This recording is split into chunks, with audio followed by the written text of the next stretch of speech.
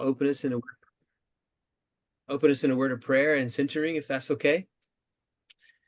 Okay, let's pray. Holy Spirit, in this week of Juneteenth, we are mindful, extra mindful of the legacies of which we stand upon, both the brokenness and the painful, and that which we are working tirelessly to change, and that which is moving us forward to a more beautiful, more whole life together. As we meet together today, I pray that you would instill in us a deep, deep hope that we can become the kind of city that other cities hope to be like, that we can overcome a past of racism and a past of brokenness and separation and bloodshed to a place of wholeness, of working together. And we can focus on our children and our children's children with boldness, with courage, with hope, with tenacity, with love. And let it begin with us, God. We pray that you would instill that belief in us that it is possible, that you would uproot any place in us where it feels just impossible that it can happen, that you would that we would lean into our faith, and that we are reminded of what Jesus has meant to us and the way that you have found us and what it means to us to have Christ saturate every part of our life and empower us and embolden us through that Spirit today. It is in your most holy and precious name that we pray together. Amen. Amen. Thank you, Andrew, for that nice prayer. So I guess we'll go ahead and get started. I think you all know my name is Nannette Bailey. And well, first of all, thank you for inviting me, Andrew. This is great. And I'm excited to talk about recruiting volunteers. As you all know, I'm the Community Partnerships Coordinator for Richmond Public Schools. And I've only been in this position, it's been a year now. So I finally made it to a year, but, and I've been at RPS for 4 years total. But prior to that, I was at Virginia Commonwealth University, and I was there for 14 years, but I was the Community Partnerships Coordinator for a program called Aspire and Academic Scholars in Real Environments. And also prior to that, I was the Executive Director of the Carver Promise. And in both of those positions, I had to recruit volunteers, but mainly college students. So college students are a little different, but nonetheless, they were volunteers and I had to recruit them. So that's what we're going to talk about today. Before we get started, I want to find out about the three of you, just why you decided to participate in this workshop, and how are you involved with recruiting volunteers?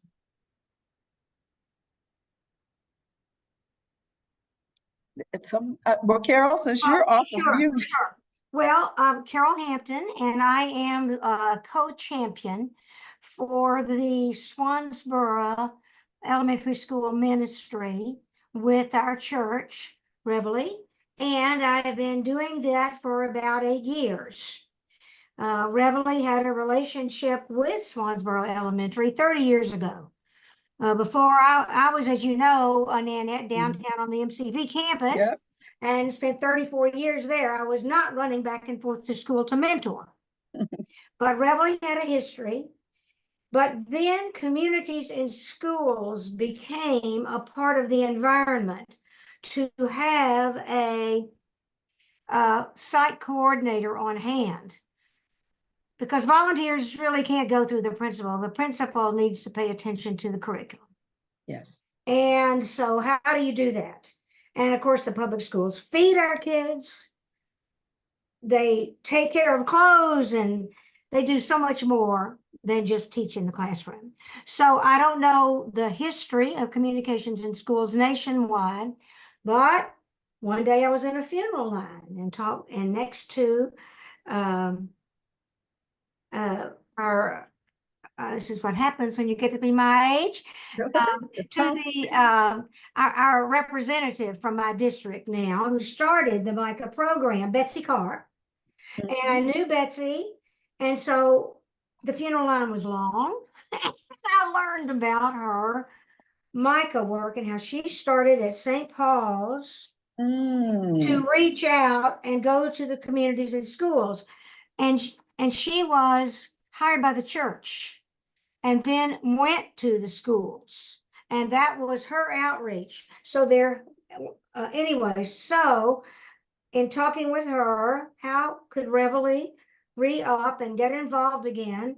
So she sent me to communities and schools, and she and Dick Rich, who was the St. Paul's treasurer, shared with me their contract on how they help support a communities and schools site coordinator.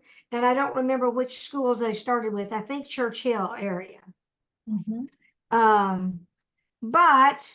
that's what started, and Reveille was donated on about 9 years ago, $1 million by an anonymous donor. Wow. To do whatever the congregation wanted to help transform the congregation and help others.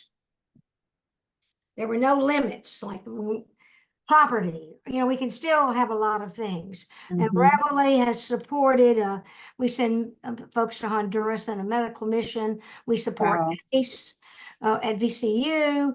We do feed the homeless. Anyway, but we were not active in the school per se. Anyway, using Betsy's model, we changed how it was done, but the long and short was we did write a proposal. I did, to go through a committee and then another committee and then the church council. You are very familiar, Andrew, with all of this method anyway. And so we started back, and that we have now funded half-time of the cost to have a full-time communities and schools coordinator on site at Swansboro.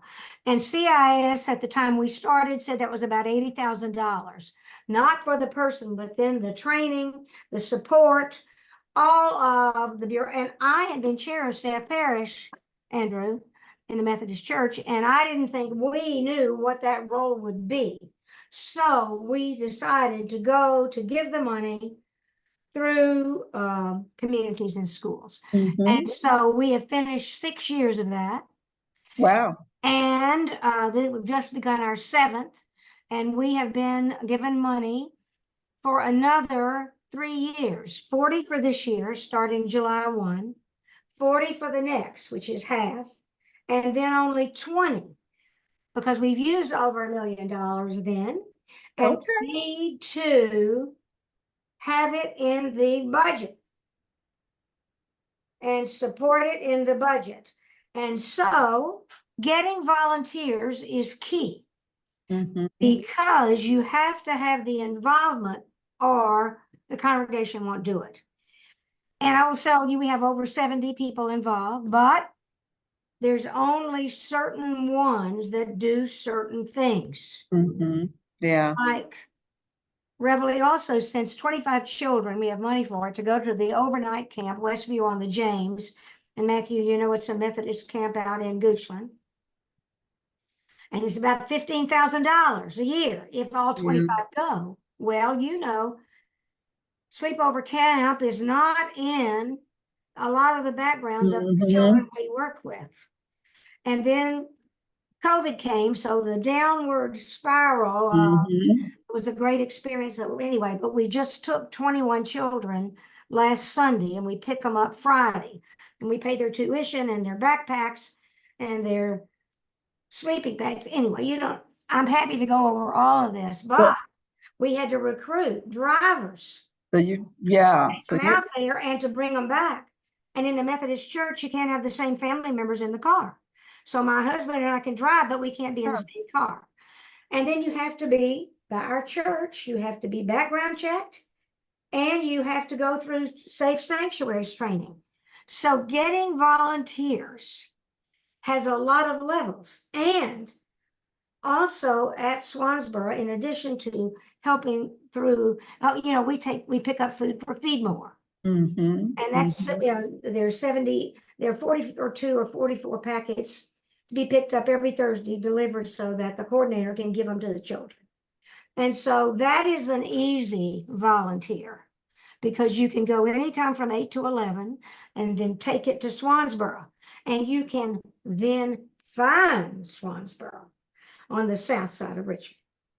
Mm-hmm. And so we try to, and then we have drivers, and then we have school supplies, and then we pack those supplies and take them over.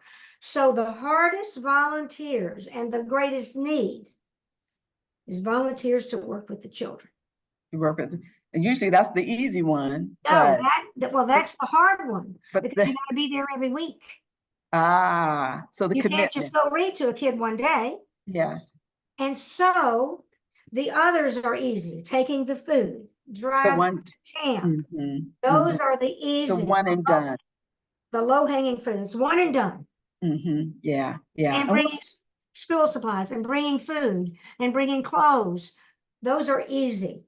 But we have about 7 of us who Okay. go every week to read with the kids, and about another 5 who are lunch buddies.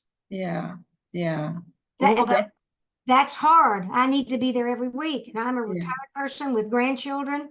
My mother died in Kansas, so that Yeah. I mean, that's the hardest. So, I can give you all my stories. Yeah, no, this is good. Thank you. This gives me a perspective of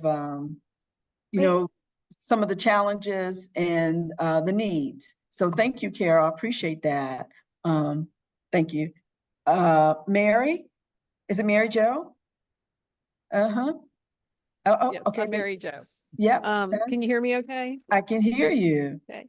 So I'm so impressed with Reveille, and I just don't know what to do. like, And so my perspective is very small compared to Carol's, but so I've been a Micah volunteer for 12 years. And when I entered the program, our church is small, and when I started, I can't even exactly remember how many. There might have been 6 volunteers from our school, something like that.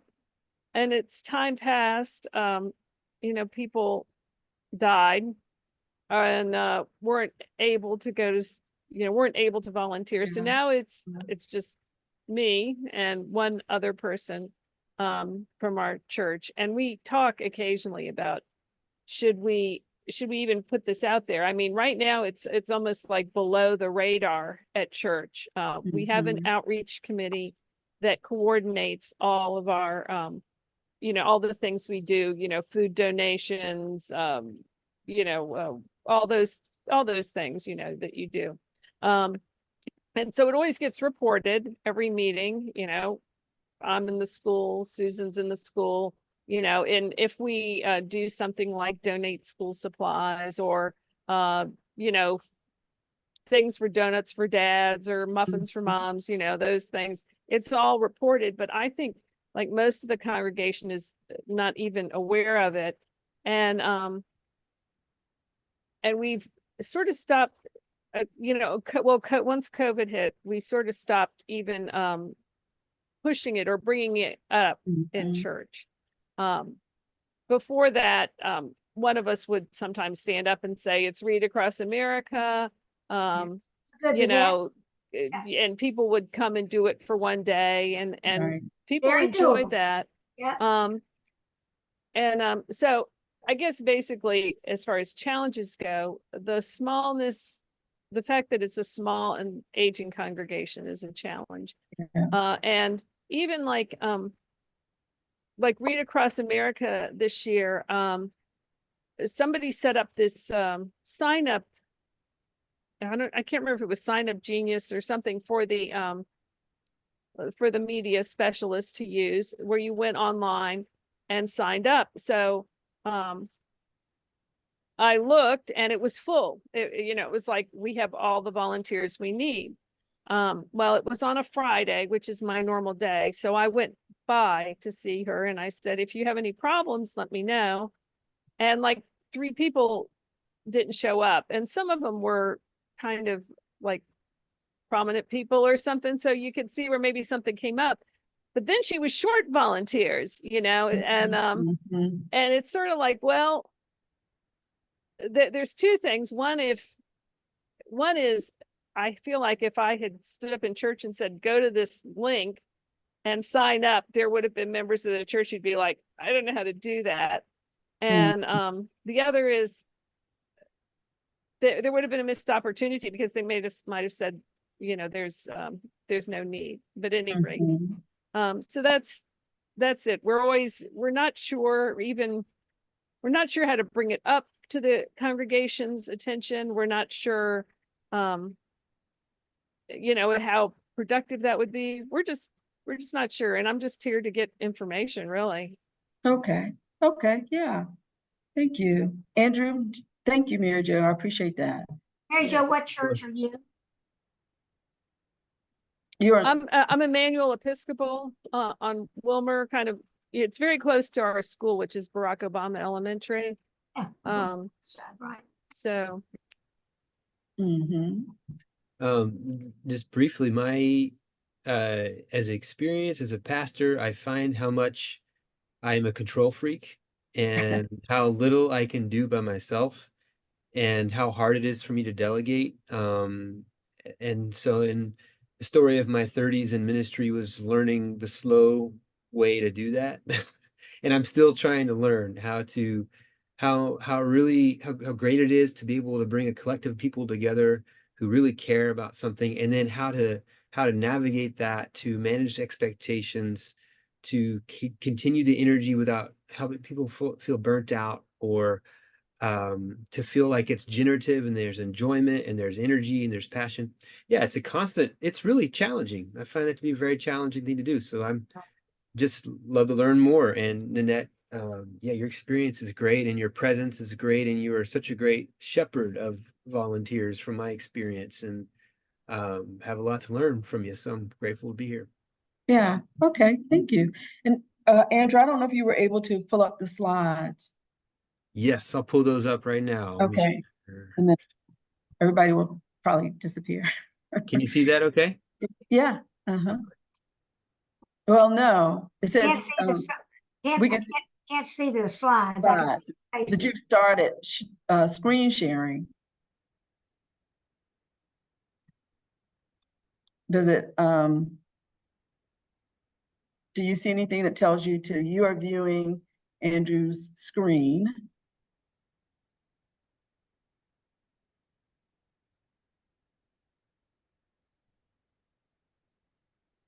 Let me That's try one of, this again. Sorry, y'all. yeah, that's okay. I know. I see. Okay, you can probably see my desktop right now. Yeah, Okay. yeah. Can you see this right We, here? we can Yes. see it on your desktop. All right, you can see the presentation? And if you want to do it that way, it's not in slide mode, but that's fine. Oh, slide mode. I'm sorry. Okay. Let's see. How do you do play maybe? Well, let's see if you Is that? yep, there you There we go. go. And I'll All tell right, you cool. when to advance. And I think yeah, that's fine.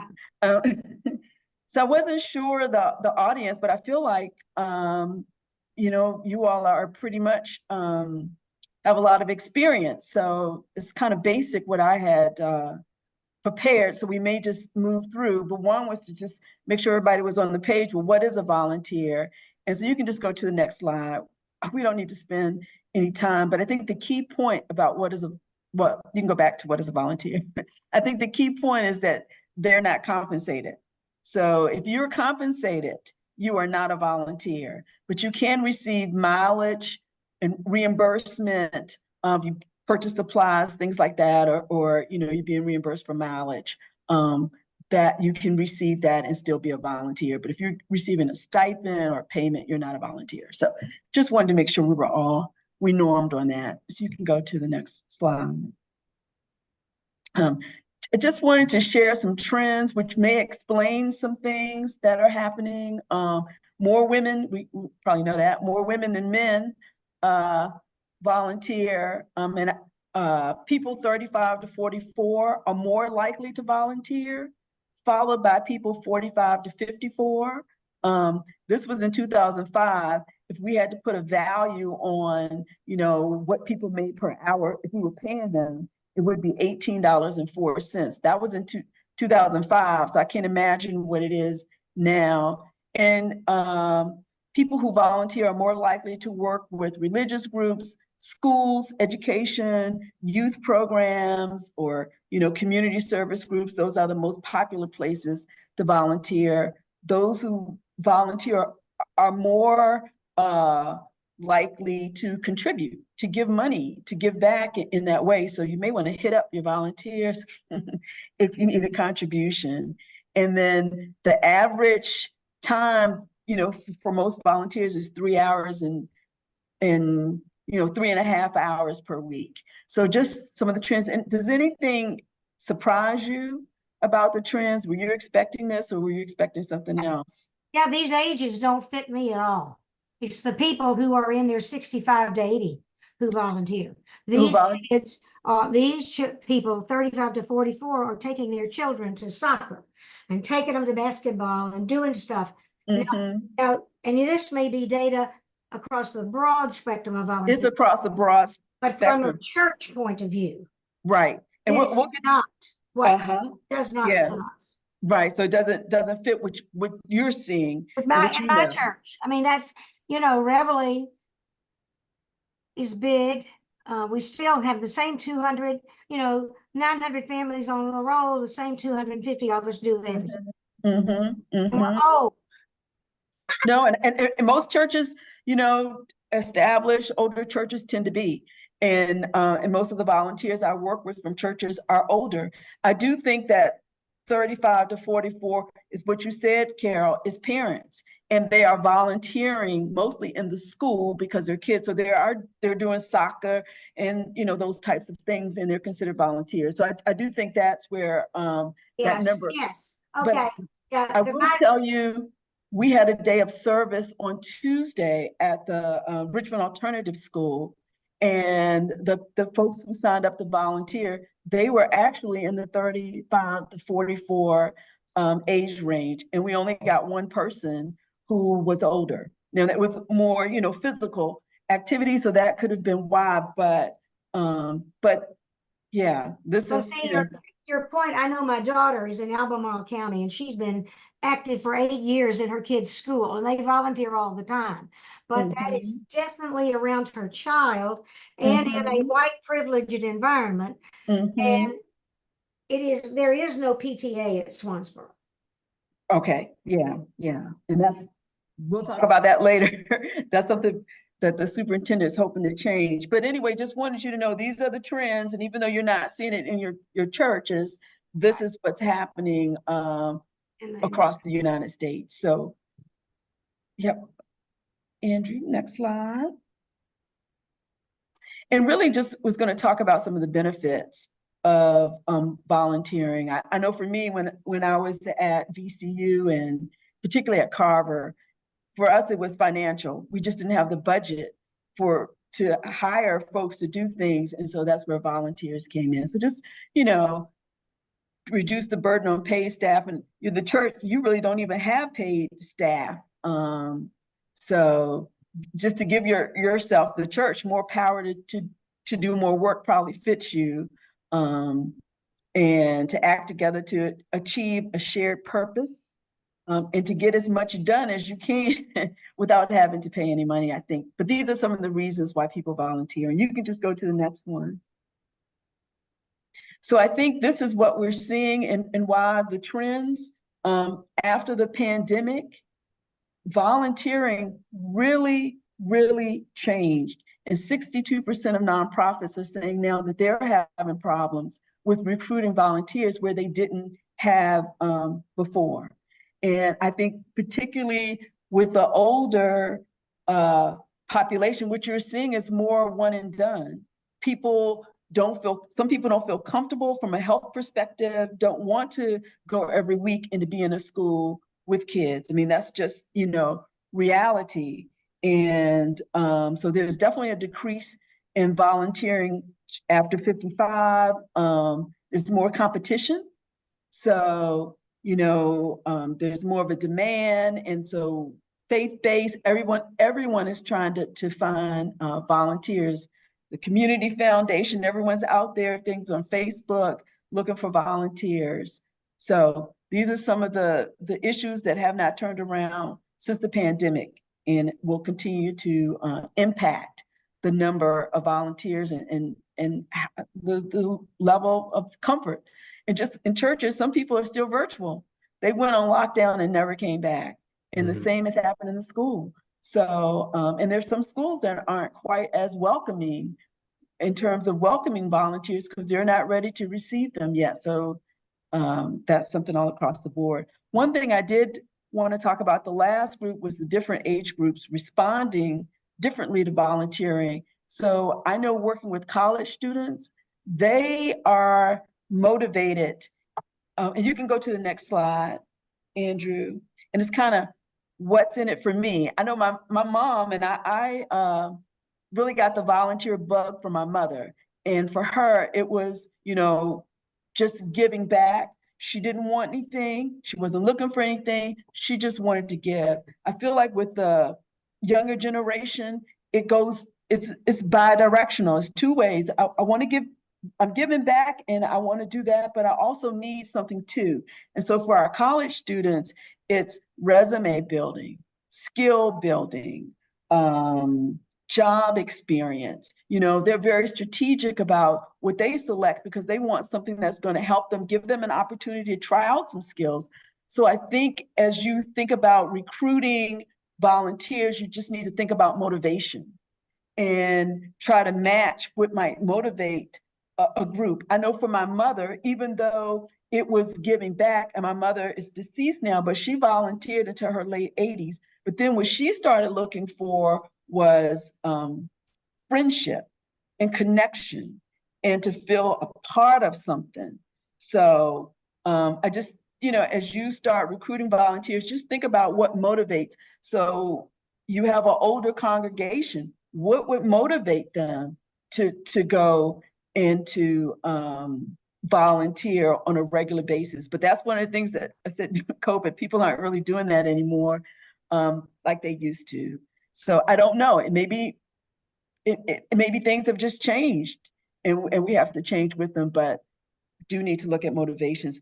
I think that's a very good point because we've had a couple of people move here because their grandchildren are here and their spouse has died, and I need to get a list of any new people so I can call them and find them, because if they're new to the area, I know, that good idea.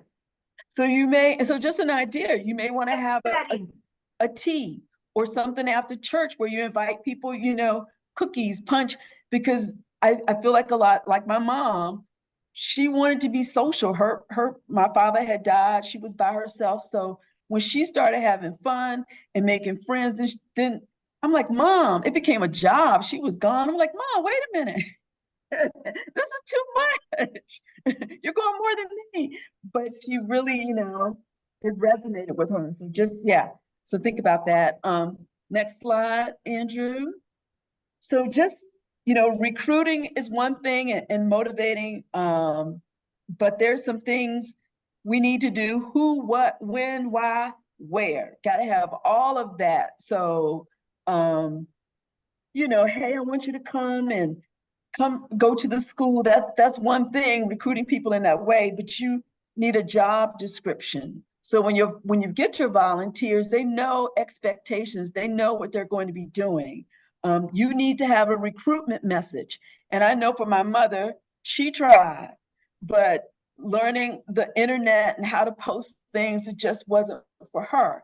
So whoever in your church, that's their thing, that's the person that you get and ask them, can you please post this announcement? Can you put this somewhere? Can you type this up? Can you put it online? So those who are savvy and computer savvy and they get their information that way, that it's available for them as well.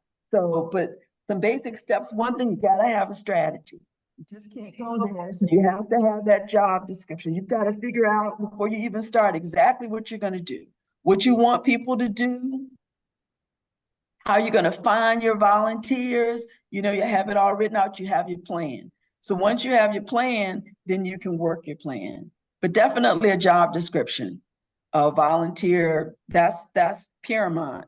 And then some messages, important, and then how you're going to find your volunteers. I will say we did develop a handout early on what was possible so that people could see. You could read once a week, you could have lunch once a week, you could drive, you could deliver food, because you're exactly right. People need to know what the commitment is. What they're getting into, And right? I need to know too, because I can't have somebody not show up. Right, right. So,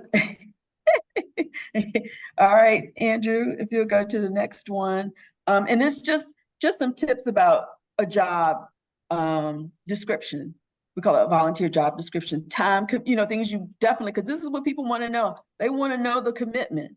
If I sign up, what am I signing? How, you know, you're supposed to be there 2 days a week, one, you know, for 5 hours. And so people may say, oh, I can't do that. You need to let them know if there are any special skills. You know, you don't need any skills. We're going to train you, or we need you to come in with some special skills. The number of volunteers needed, just in general, task involved, and anything else you think might be useful for volunteers. Sometimes it's how to dress, or that you need to bring your ID with you. Because sometimes people have the first time they go, they have a negative experience and then they don't want to go back. They got lost. They didn't know where to park. So you want to make it as easy as possible, so, you know, they have a good experience the first time. All right, Andrew. And the next, I call it a rap sheet. So, and Carol, you have a good rap sheet. And I know, Mary Jo, you have one too, and you do as well, Andrew. So it's not just posting the information somewhere and have it written, but you never know who you're going to meet. Just like you said, Betsy Carr spoke with you, and funeral. Yep. Right. Years later, you are still there. So you need to have an elevator speech. Wherever you go, you know your elevator speech. I have an elevator speech about reading buddies, what the literacy rate is at Richmond Public Schools, why we need people to be reading buddies, you know, just what it entails, and love for you to give it a chance. Come and see, come to the school, come and talk, you know, those types of things. But you need to have your elevator speech ready, because wherever you go, when you're meeting people, networking, a new family comes to church, that you're able to talk with them and you know what you're talking about. So I was going to have someone to practice an elevator speech, but I don't know if anybody, what time do we have? I don't know if anybody wants to do that. Anybody want to practice their elevator speech? I'm seeing Andrew, did you want to practice your elevator speech about Micah? I'll give it a try. Yeah. And you'll have to use these are just yeah. Yeah. Can you hear me okay? Uh-huh. Okay. Yeah. Normally I start with, you know, literacy is connected to the reason why many of our students can't make it through school, and we can make a difference with that if we are consistently with students. It's showing that consistent presence with an adult coming into the school can get a student up to reading level in a year. And so you can make a difference in the life of that student instead of them becoming another statistic. And so usually approaching it from that category of literacy, I've been kind of like experimenting in public, like mentoring, like the power of mentoring. And that's harder for people to conceptualize, I'm finding. They usually connect with literacy and then kind of enter into conversations about mentoring. So that's what I find. Yeah, I like that. I like that you're kind of gauging, looking at people, trying to figure out what working, what seems to resonate and what doesn't, and then changing, altering to fit. So that's a good thing. And remember, everybody in the church should have a rap sheet, because we're all going places, we're all meeting people. Everyone who's interested should be able to talk about the volunteer opportunities at the church and recruiting people. So that's something that's really important. So how do we recruit? Can you go to the next slide? Oh, I had an exercise, but we're going to pass that. Okay. Okay. I want to comment one other thing. The community and school site coordinator, one of the things we would do was to take a new potential volunteer and take them, because they don't know where it is. Mm-hmm. Take them, and then our site coordinator would give them a tour of the school. And Perfect. that was easy. She was there, but that hand holding, parking, just like Andrew said, all of these things, the streets are one way on either side of Swansboro, and they don't go straight. Right. And so that hand holding is necessary, I think. I agree. And then just, make sure people have the details, because there's nothing more frustrating than you've given this information, but where's the front door? What door? Because there are, multiple doors and all that kind of stuff. So just things that you can write in the instructions. I think Check in. How to check in, right? Bring your ID, all those types of things. So, and it has to be a government ID, not just, Well, and then see, for CIS, you have to work in the schools, you have to have CIS training. Mm-hmm. So I don't know how, you just can't walk in. No, you have to have training. And so that's another thing, to let people know all the things, all the hurdles you're going to have to go through. I'm going to call them hurdles, but training, background checks, all those types of things. But here are some recruitment methods. One, which we've talked about, and you can go ahead to the next slide. Carol talked about it. It worked for her, and that's a direct ask. And that's the number one reason why people volunteer, because somebody that they knew asked them and they decided to do it. So people who are approached, and they said according to this, they even tend to work more and give more hours when they are asked. They feel more confident. So that's the number one method, is face-to-face asking someone. So you can go to the next one, Andrew. The next is the indirect ask, and we do that a lot at Richmond Public Schools with our newsletter. The RPS Direct will have information in there about activities and events where you can come and volunteer, put it on Facebook, getting just indirect. If there's a letter that goes out from the church, that's another way to get the information out. Doesn't seem to be as helpful as the first way, the direct ask, or it doesn't work as well. And then delegate it. And we use that just recently with the Community Foundation, where we posted on their site. It used to be Hands on Richmond, but now it's called Community Foundation Engage. And we posted on their site, and we got 7 volunteers. And we were hoping to get 50. So using another organization probably may not be the most effective, but we got 7 volunteers, and we were grateful for that. And they did work hard, so we were grateful for that. And they said they would come back. So sometimes you have to build. You start with the 7, and then so now they're like, please let us know if you have something else. We'll come back, and then we'll build on that. So, yep. And then target it. And so, and that's when you really need someone with a very specific skill. And so what we did at Richmond Public Schools, when we did the day of service, we needed folks to paint. That was one of the activities that you could participate in. And so we decided to go to one of our vendors, a painting company, Top Gun Painting, and told them what we had, an elevator speech and what we were doing. We didn't have the money to pay for it, but why it was so important. And for 2 days, they came and provided us 4 painters free of charge. So I think targeted along with direct, talking to the person, but being very strategic about who you're talking to.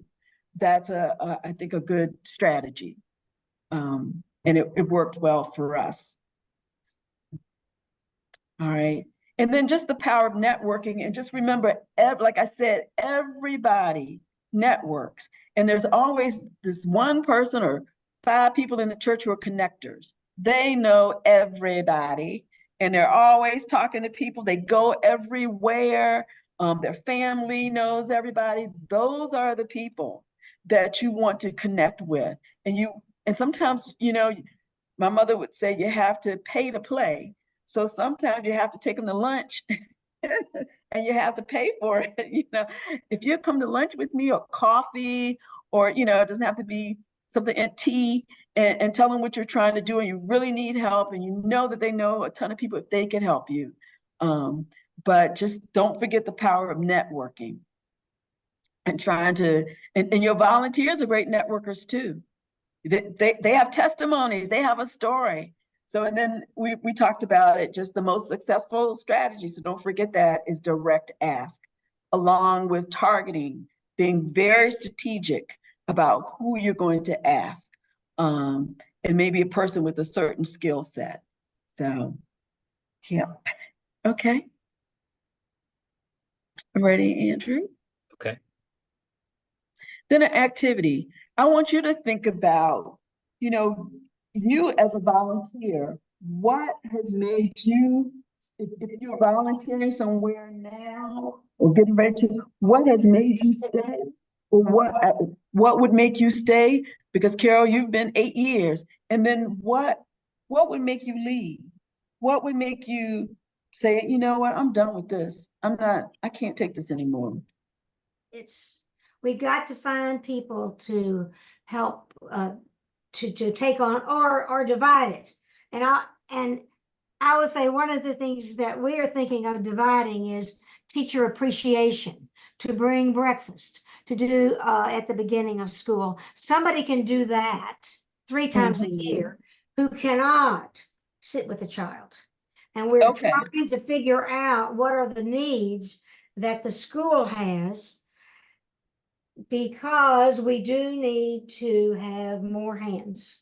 Yep. Okay. And so I feel like what I hear you say is, what would make people stay if you have one variety of activities that people can choose from. So everybody doesn't want to work with a child, but you can come and do, yes. So that's good. That would make you stay. Mary Jo, anything that you can think of or your personal experience? Well, for me, it's always, once I sort of feel comfortable in a situation, then I just want to continue on with it and form relationships too. Once you form relationships, like at church, of course, you form relationships with other people. At school, I have a relationship with the teacher I volunteered with all these years. That makes you stay, I think. And then, of course, if there's some breakdown in those relationships, then people sometimes leave. But yeah, I think that the relationships you develop when you volunteer, they keep you coming back. Yes, I agree. Good. Yeah, I agree. And I think sometimes, Carol, you mentioned the breakfast for teachers. So when it's bi-directional, you're giving, they're giving, you're getting, they're getting. So I think when you do things that, just enhances the relationship, and the teacher feels good, she's excited for you to come, because sometimes teachers, it's tough for them too. So when you show them some appreciation and some love, just like when we show volunteers appreciation, that's an incentive to come back. Andrew, what makes you stay as a volunteer?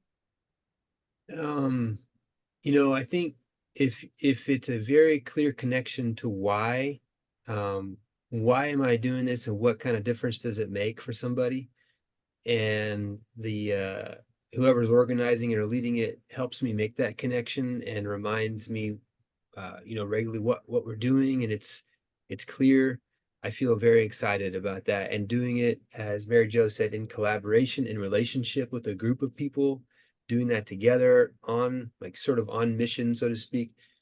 That's very exciting, very powerful, and I'm prone to give money to it as well as give time. Yeah. And then I think losing that connection to why or whatever, and that's kind of why it's been so hard with COVID, I think, for some folks, losing that connection to why.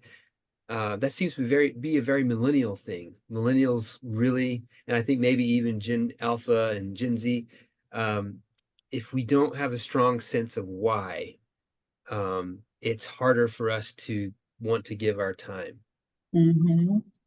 That goes back to the whipping, what's in it for me? And not Yes. in a bad way, Yeah. but if it's just a time suck Hmm. and I can't see that I'm making a difference or that it's doing anything, then I'm going to go somewhere else and give Yeah. my time. So, and I think that goes back to the who, what, when, why, where, that you have to have that information and be organized. Because if it doesn't seem to be organized and people don't seem to know why, they're just doing this and the wheels are spinning, oh no, folks will, oh no, no.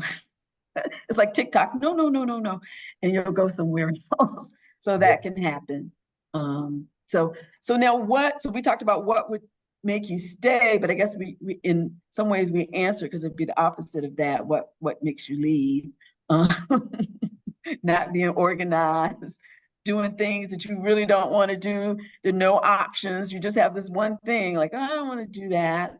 Not really making friends, and it's not a friendly, welcoming place, But so I want you, as you start ramping up to recruit volunteers and maybe to revise your plan, think about the things that are good for you that you would want, because what you would want, then more than likely the volunteers will want to. So just make sure that those elements are there that you think would be people would want, and the elements that people wouldn't want, that you try to get rid of those. Okay, so we'll go to the next slide. And when you think about, because we're talking about recruiting, but a part of the recruitment process is selecting volunteers. And so you should have some type of application. It can be but you need to collect information some kind of way. So one, if something were to happen, who was that? I don't know. Or even if they fell out, what's their address? You don't have an application, you can't find anything, you don't know anything. So it's really important that you have some type of application process, that you have information somewhere. And then some people do, if they don't have a lot of volunteers, they do an interview process. And an interview process can actually help you with screening, because when you interview people and something's not right, I don't think I don't think they're a fit for us, or I don't think they're a fit for working with kids right now. And so that can help you too. But you do need to have some type of process for selecting volunteers and just collecting information to make sure you have it somewhere. And again, if you have someone who's savvy, they can create an online application for you. So that's something to think about. And then screening. And so, of course, we know background checks, that's one way to screen. Another way to screen sometimes is having job descriptions, or you have qualifications. Depending on wanted to add, recruiting is one piece. And it's an extremely important piece because it's the foundation, it's how you start. And grandma says, how you start, you want to see how you're going to end, see how you start. So if you start crazy, more than likely you're going to end crazy. But managing volunteers is another critical piece. And just, acknowledging, thanking, appreciating volunteers is the third piece. And they all impact each other.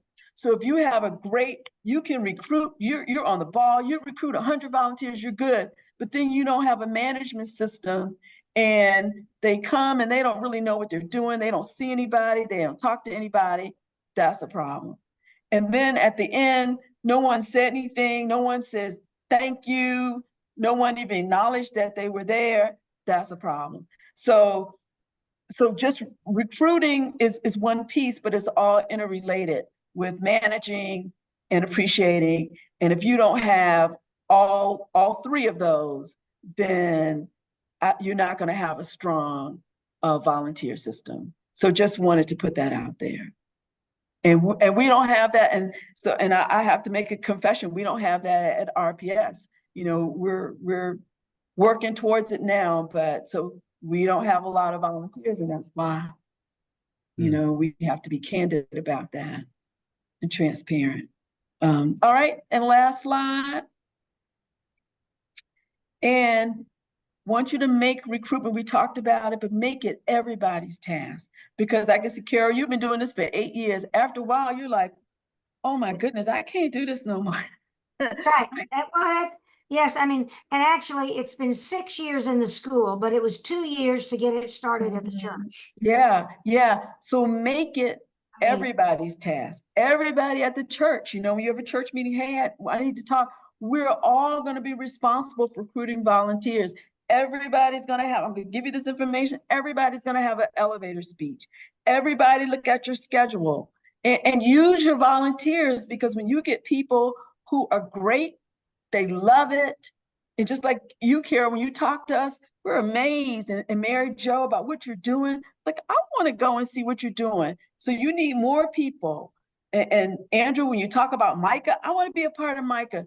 So you want everybody talking about it. You want your whole church, people who are sad. Well, you don't want anybody who's not satisfied now, but the people who are satisfied, have them as your ambassadors, you know, working to talk up your program and let folks know that you need volunteers. And any corporations, if you work with companies and they've been donating, let them know. If there are any people that work, if you give folks time off to volunteer, we could really use them at Swansboro. So just let me know, because we, you know, we've got a special place in our heart for corporate volunteers, but just make it a task for everybody. So I know how churches go, and it's the faithful few, that it all falls on the faithful few. And after a while, and Andrew, you mentioned burnout. I mean, people just get burned out, and some of your best people leave. And that's when, you know, things can fall apart too. So you want to make sure you've got people coming behind you, which is hard, because I'm a member of Overbrook Presbyterian Church, and I don't really, there are only like maybe 5 families that are under 50. It's just an older congregation. And, you know, people are starting to experience health issues and starting to go into assisted living, all types of things, not driving. And so they just can't do what they did. And we've got to find a different way to do things. So I think, next slide. Well, my only thing is, don't duplicate what's there. No, I hear you. Very good point. Because, we're not. And in my church, it's the same thing. It's like we have to go to safe sanctuaries training every 3 years. Mm-hmm. We have to have a background check, whatever. And our administrators handle that. I mean, anyway, I don't know what but CIS is where we have turned. Right. And that was because of Betsy's testimonial in that funeral line. And then I went to them and we were able to work with them. And then met Andrew for Micah. Only after that, I learned that they're very different. Micah was what was started. But then when you're in a church, when you're in a school, I'm not going to pay Micah. I need to pay others. I mean, you know, I want these wonderful sessions, because I'm like you, Mary Jo. I want to learn from others what we're doing and get the ideas. But I'm not going to send my volunteers to another school. Right. People at Swansboro. Right. And even though there may be a school closer, anyway. No, we wouldn't ask you to. I mean, we consider your church to be the resident expert. Well, no, we have a lot to learn, but at that school, so no, at least from RPS's standpoint, we wouldn't do that. Mhm. We want people to grow where they're planted. We Um, really need more volunteers, yeah, younger age at my Yep. church. yeah. And so we need to talk about, so I think this is just the first of a conversation, but we probably really need to sit down and really talk about how do we do that? Where do we find folks? And, how do we get maybe outside of the church? They still come through the church, but, Yep. outside. And so, which may bring some parishioners, some younger folks to the church, but it's just, something that we definitely need to talk about because COVID has changed, things were changing anyway, but Mhm. COVID has took it much faster, and I don't see it coming back, at least no time soon.